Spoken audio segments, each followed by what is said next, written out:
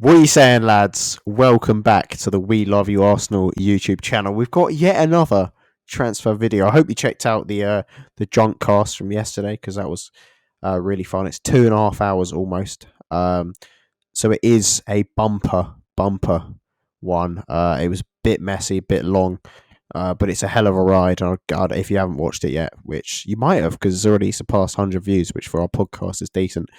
Um, but actually, it's not. I checked on the anchor yesterday when Daniel finally gave us the statistics, and we have quite a few in the sort of late 200s. So yeah. Anyway, don't care about that as an audience. You're here to listen about what we have to say. Uh, that was poorly put about another exciting rumor, one that has been verified by reputable sources. David Ornstein has been pushing it heavily in the Athletic. It is Lisandro Martinez. We just had a whole talking thing about that, and I've just butchered it. It's Martinez um, of Ajax, left-footed centre back, central midfielder, left back. Has played in all three. Um, I started paying a really close attention to Ajax when they had that really exciting young team with De Jong and De Ligt under Ten Hag, Ziyech and stuff. And then they obviously sold all of them, and I was like looking at how they rebuilt after that, and they brought Martinez in, and he was sort of brought in to sort of replace De Jong, because he was a midfielder at that point, exclusively, pretty much. And I think he probably played at centre back and left back. And I remember watching a bit of them in that 1920 season, and he was really, really good in that midfield. He compared to Thiago, which is obviously a great shout, brilliant player. And Fernandinho was also mentioned. I think in the similar players, he was most similar to those two in that 1920 season. So really good player. I'm going to go to Mac first. Sorry, Rob again.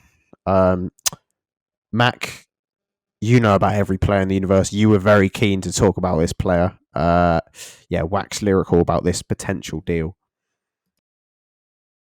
Yeah, it's me. You know I'm going to talk a lot. But no, it's actually been a real pleasure to see him linked to Arsenal because I've wanted this player kind of to get more international interest for a while in one of my other jobs. I suppose a former job. I'm not doing it as consistently now.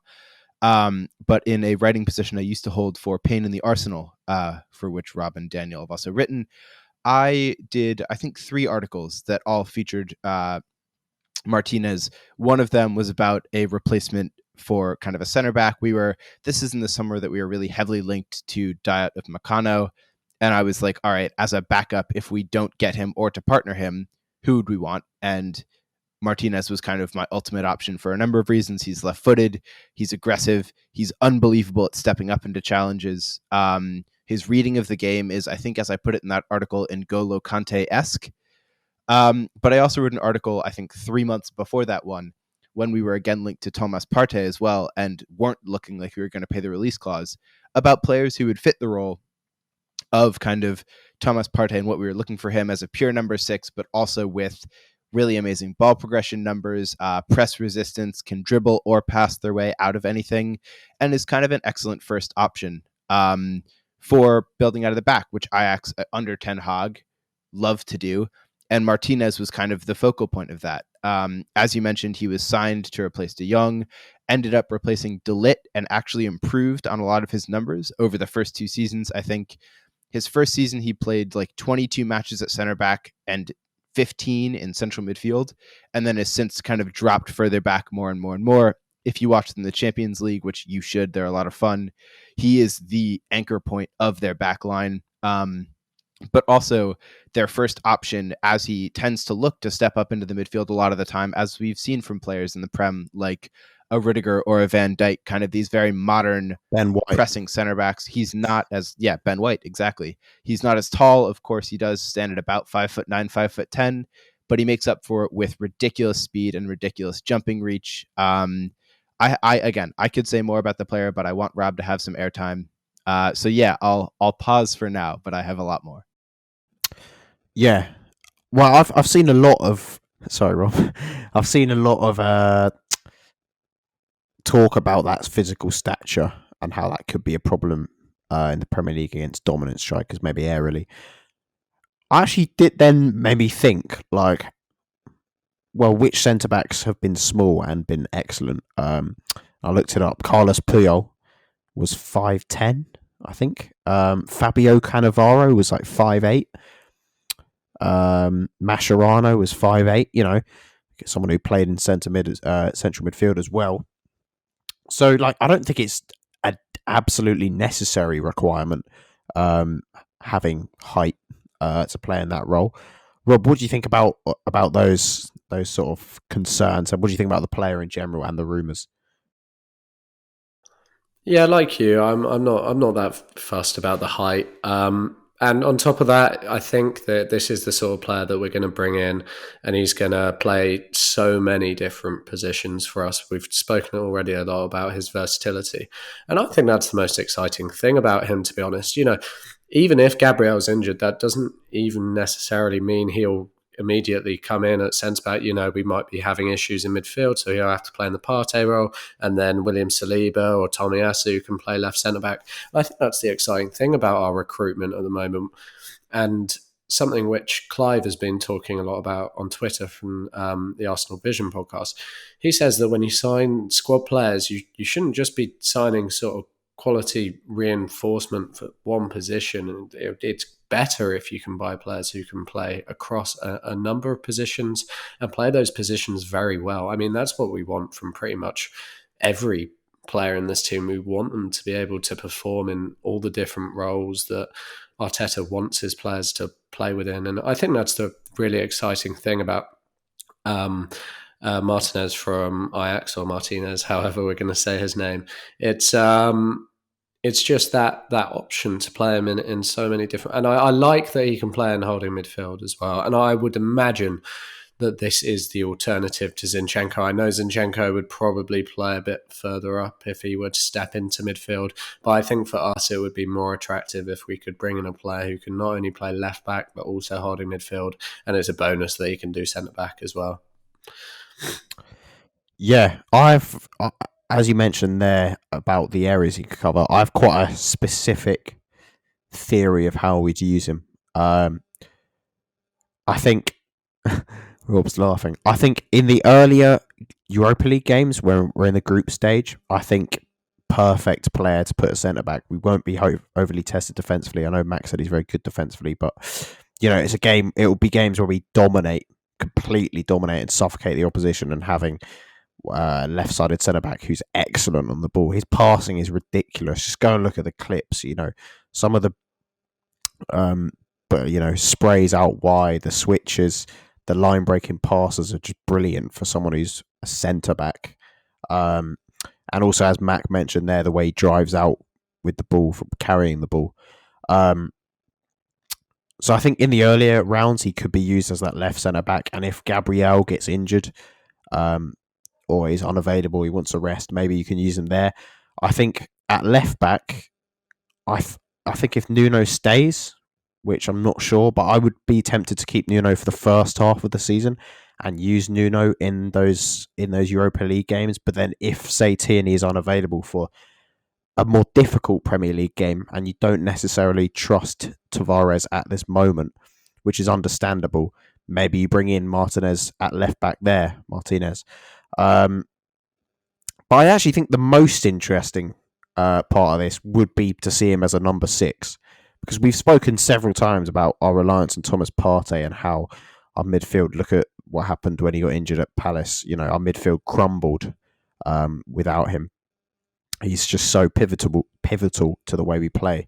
And I think he could be a really good Partey alternative. I know physically, he's not quite the same player. He doesn't quite profile. Obviously, Partey is much bigger, much more broad, much taller. But I think in other aspects, he's really similar. As Max said, the progressive passing, progressive carries, his press resistance is the main thing. He would offer a lot more press resistance and ability to break a press, which El Neni doesn't offer when he plays that number 6 role.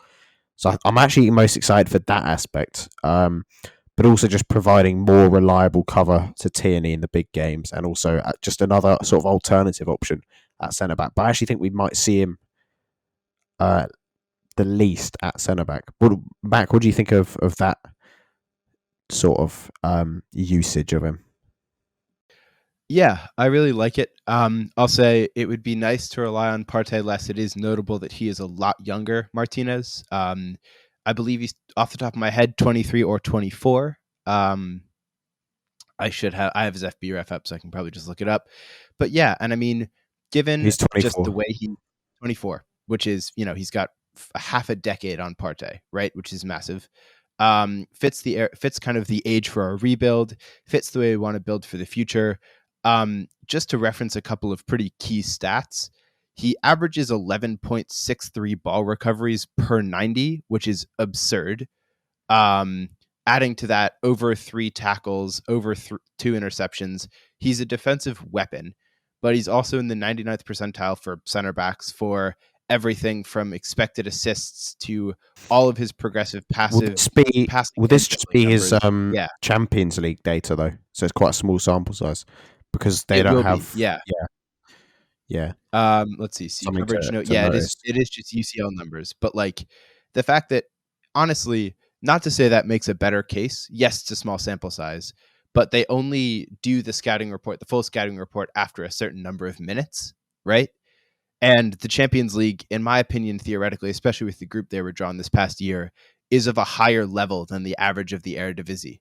So true, but it is just the small sample size, as I said. But I get what you mean. I don't mind it, but like he spends a lot of time both acting as the kind of almost as your classic center back is like a stopper sweeper comparison.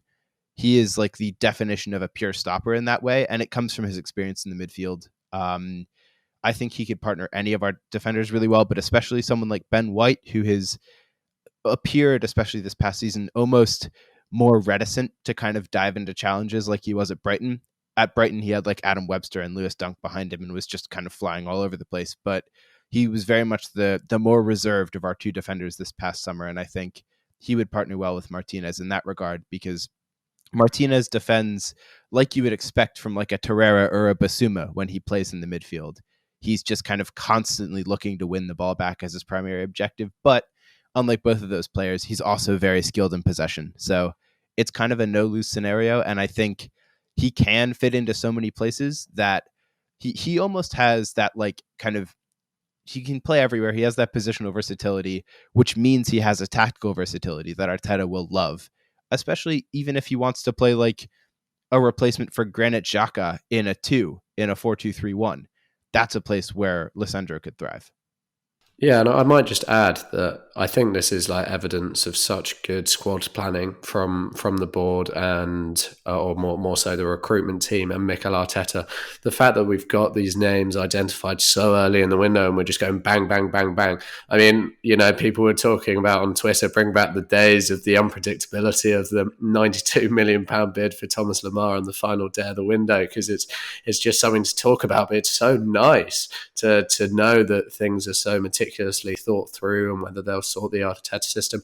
And that's a product of everything that's been building at Arsenal for the last few years. And isn't it great that we can still attract such talents even without Champions League football? Clearly, we're moving in the right direction. Absolutely. I really want this deal to happen. I think it's really exciting. And I think it's really exciting that, a lot of teams would have just sort of settled for the 3 that we have plus Saliba and kept Rob Holding. But I think this potentially has something to impact Rob Holding. Mac is saying he has something to say in our little chat thing. Mac, what do you have to say? Sorry, I just love the raise hand feature. It's like bumping me around, and because I forgot to rename myself from the drunk cast, I'm still the celebrity, so I've been giggling at the celebrity has something to say. But no, to that point as well, there's been a lot of talk on Twitter about kind of, why are we going in for a left center back for 35-40 million pound? Because, it's not a position of need. But the fact that we are in a place where we are, yes, kind of recruiting in depth, look at signings like Fabio Silva, but also recruiting in positions that aren't necessarily of need. Or sorry, Did I say Fabio Silva? Who's Fabio Silva? He's another player. The Wolves guy. He's about 12. Oh, it's the Wolves kid. Yeah, of course. The literal 17-year-old. But yes, regardless of my of my faux pas. God, got to get my head back on track. Right, regardless. The fact that we're recruiting for kind of positions of not necessarily immediate need, but that could really strengthen the squad, kind of speaks to more mature recruitment strategies like you'd see often out of a Liverpool. If you look at the signing of someone like Luis Diaz, who they've recently signed in a team that has Diogo Jota and Sadio Mane, you'd wonder why the hell they signed a third left winger. Well, Mane's gone, Jota's at center forward, and now he's their starter. Like, it's all about kind of building for the future and securing stability instead of having to buy that all-star player for every position. It just speaks to a really nice security, both within the club and within our transfer strategy. And I like that we're preparing for the long term with this one as well. Yeah, exciting times. And I think it might happen. I think there's a really good chance. It looks like we're pushing for it. It looks like he's eager for the move. So, yeah. Any parting words from either of you? No. Okay. Subscribe to the channel.